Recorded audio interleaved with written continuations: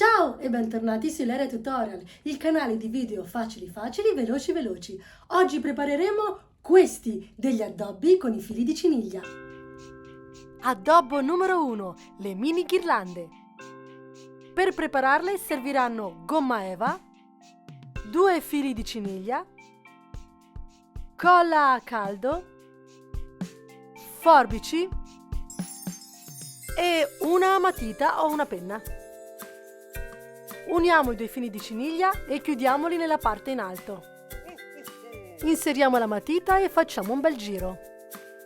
E ancora la matita, attorciglio e faccio un bel giro. Matita, attorciglio e faccio un bel giro. Così per 11 volte. Uniamo nella parte in alto con i pezzetti di filo rimanenti.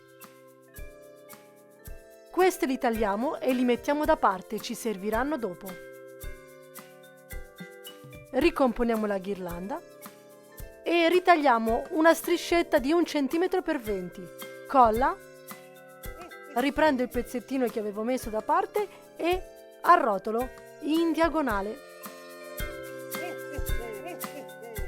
fino alla fine. L'ultimo pezzettino lo allineo in modo tale che venga pari. Di questa ne serviranno 2 e le andremo ad inserire proprio qua.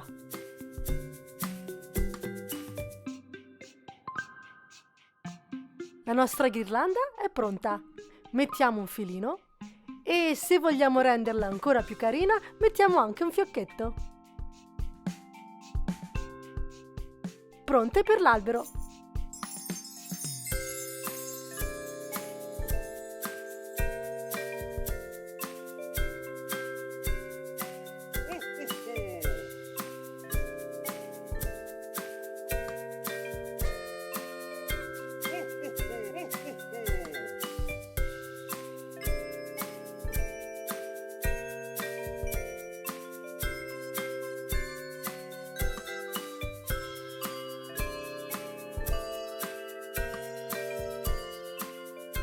Addobbo numero 2, una piccola stella. Per prepararla serviranno 2 fili di ciniglia di colore diverso e 8 perline. Uniamo i 2 fili nella parte in alto, inseriamo una perlina e con il dito vado ad attorcigliare i 2 fili, così. Ve lo faccio rivedere. Perlina, inserisco il dito e attorciglio dei fili intorno.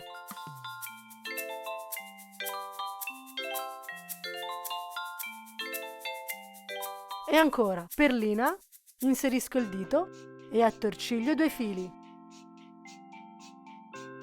Ne serviranno 8. Pieghiamo il tutto verso l'interno avvicinando le perline. Chiudiamo nella parte in alto e ricomponiamo la stella. Questi devono essere a punta. Ed ecco qua. Un laccetto. Pronta per il nostro albero.